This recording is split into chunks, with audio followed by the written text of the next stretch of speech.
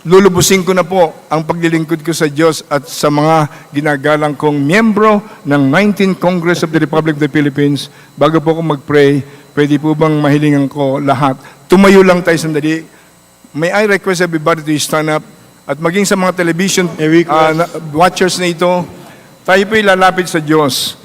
Ang panalangin po ay special courtesy call sa Diyos. Hindi ho sa mayor, hindi sa governor, hindi sa presidente ng Pilipinas, kung hindi sa president's president, king of kings, at isang araw babalik siya, the soon coming king, na parang magnanakaw na wala nakaka-expect.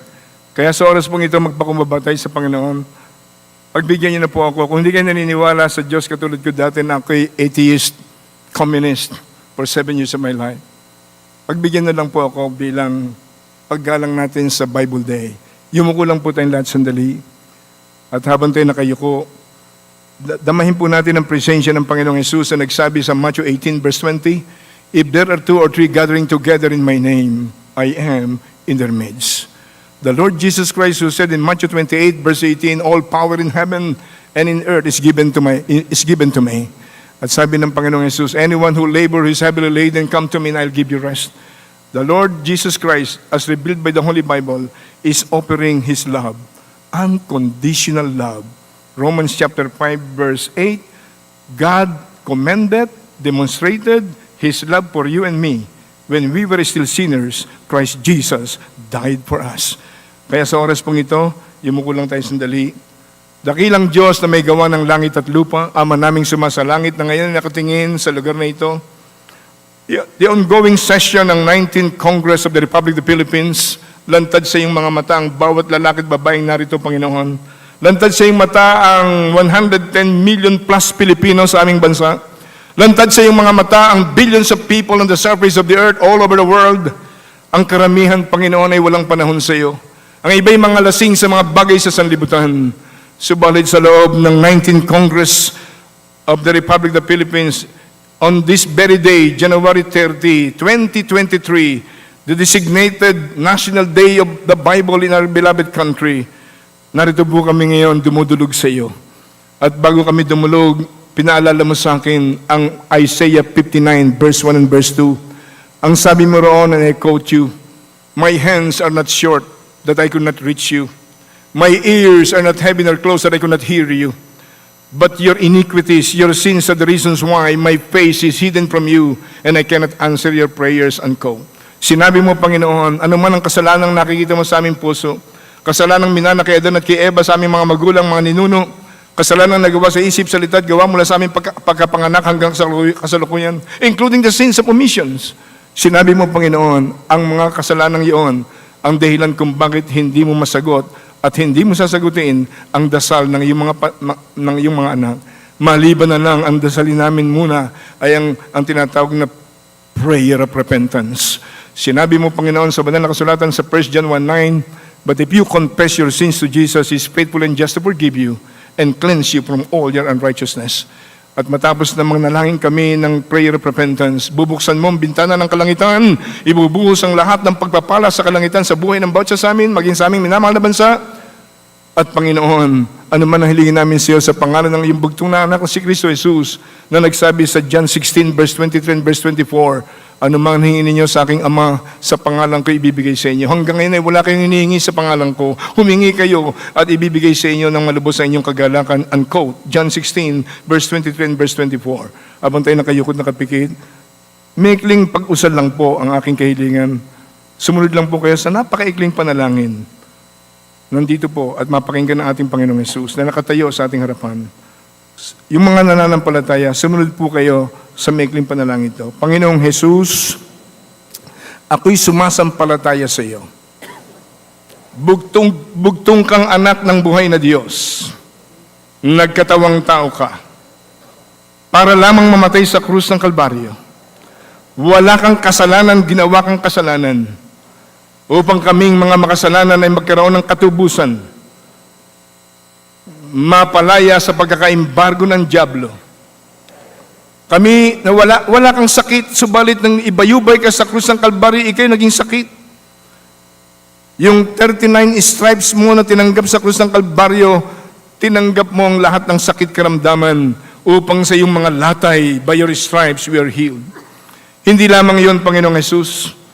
Mayaman ka sa lahat, ang sabi ng 2 Corinthians 8:9. Subalit ng magkatawang tao kayo naging dukha ka upang sa iyong poverty, matubos mo kami sa curse of poverty at magkaroon kami ng kalayaan at magkaroon ng masaganang buhay.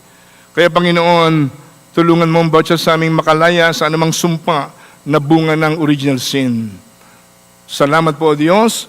Tinatanggap ka namin, Panginoong Jesus, sa aming puso bilang tunay na Panginoon, tagapagligtas ng aming buhay, manggagamot na pagpalaya sa anumang tanikala ng problema. Salamat po, Panginoong Jesus, sa buhay na walang hanggan. Salamat, Panginoong Jesus, ako iyong pinatawad at binigyan ng karapatan na maging anak ng Diyos.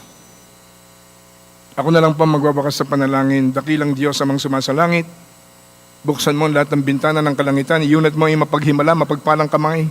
Idantay mo sa mga lalaki at babaeng nagbigay ng konting panahon para sa iyong salita in honor of the National Bible Day today.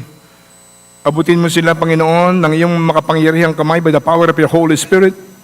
Ano man ang kabigatan sa kanilang buhay, alisin mo ang bundok ng problema sa kanilang mga puso't buhay, sa kanilang pamilya at mahal sa buhay. I rebuke the mountains of problems and be cast into the sea. Sinabi mo sa Bible, ang mga anak mo, kapag sinuko ang buhay sa iyo, merong absolute authority to rebuke the devil's works, and you can open the windows of heaven. Buksan mo ang mga bintana ng kalangitan, ibuhos mo ngayon ang lahat ng benepisyo ng krus ng Kalbaryo, ang kaligtasan, ang kagalingan, ang kalayaan sa kahirapan ng buhay o to curse of poverty, at bigyan mo ng masaganang buhay at matagumpay ang bawat isa. Inaangking ko ang pangako mo, Panginoon, sa John chapter 10 verse 10. Sabi mo, kapag kami nananalangin, ipaalala sa iyo mga pangako mo sapagkat hindi ka pwedeng maging sinungaling. Sinabi mo sa John chapter 10 verse 10, the thief, referring to Satan, cometh not but to steal the blessings of God, to kill and to destroy. But you said, Lord Jesus, you came to give life and have it more abundantly. Ibuhos mong abundant prosperity sa iyong mga anak without any reservation, no pain, no troubles, because when you bless, the blessings are legitimate to your people, and there is no fear of any repercussion. Salamat po, Panginoon. Tulungan mo kaming lahat na mapasa kamay mo ang aming buhay, ang aming mga sambahayan, pamilya. Dinadalangin namin ang aming minamahal na bansa. Sinabi mo sa 2 Chronicles chapter 7 verse 14, and I quote your word, if my people who are called by my name shall humble themselves and pray and seek my face and turn from their wicked ways, then I will hear from heaven, I will forgive your sins, and I will heal your land. Unquote. Dinadalangin namin ang aming bansang Pilipinas, mula sa Pangulo ng Pilipinas, sa Vice President ng Pilipinas, mga senador, cabinet members, governors, congressmen, mga mayors, barangay captain, hanggang sa pinakamaliit, Panginoon, na namumuno sa pinakamaliit na barangay at pinakamalaking barangay sa aming bansa. Inutos mo sa 1 Timothy chapter 2, pray for all people, pray for the prime ministers, the presidents, and the kings, upang magkaroon ng kapayapaan sa isang bansa. Tinataas namin sa iyo silang lahat, at silang lahat, Panginoon, ay makakilala sa iyo sa tamang paraan, sa Bibliang paraan, before it's too late. Salamat po, Panginoon. Continue to heal our land, and in Jesus' name, transform the Philippines to be a blessed nation of the living God, to be a model nation before the end of this world. We praise you, Lord, at dinadalain ko ang pag-ibig ng Diyos Ama, ang pagpapala ng Diyos Anak, ang matamis na pagkikipisan ng Banal na Espiritu ay sumaamin ng lahat, lalo na sa buong 19 Congress members na narito, Panginoon, mula sa Speaker of the House hanggang sa pinakamaliit na employee, Panginoon, ng Kongresong ito, matanggap namin ang iyong unconditional love with divine health, divine strength, and financial victory. Salamat po, O Diyos. Binabalik na namin sa iyong lahat ng papuri, kaluwalhatian at karangalan. Ikaw lamang, O Diyos, ang tunay na dapat purihin. Sa pangalan ni Kristo Jesus, lahat po'y magsabi ng Amen. Hallelujah!